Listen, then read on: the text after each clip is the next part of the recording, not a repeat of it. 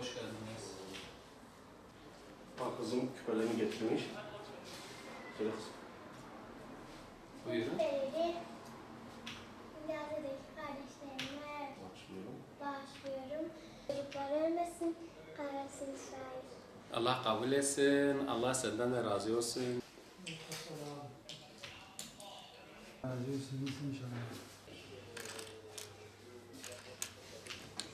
Bugün buraya altın küpelerimi Gazze'deki kardeşlerime bağış yaptım. Çocuklar ölmesin, kahrolsun İsrail.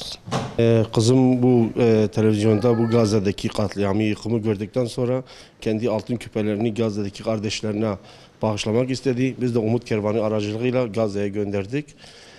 Bütün duyarlı insanlar arkadaşlarımızdan bunları bekliyoruz. İsrail zaten yaptığı bir terör eylemidir. İsrail'in yaptığı çocukları, bayanları, ihtiyarları durmadan öldürüyor.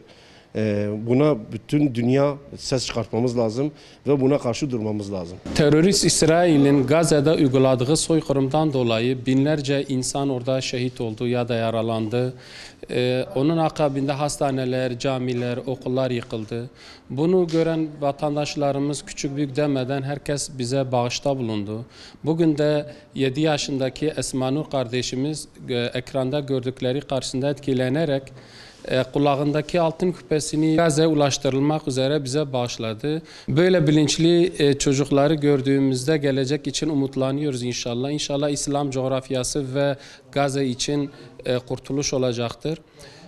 Böyle bilinçli çocukların yetişmesinde emeği geçen anne babalara da teşekkür ediyoruz. Allah kendilerinden razı olsun. Bu yaptığı bağışın da örneklik teşkil etmesini diliyoruz herkes için.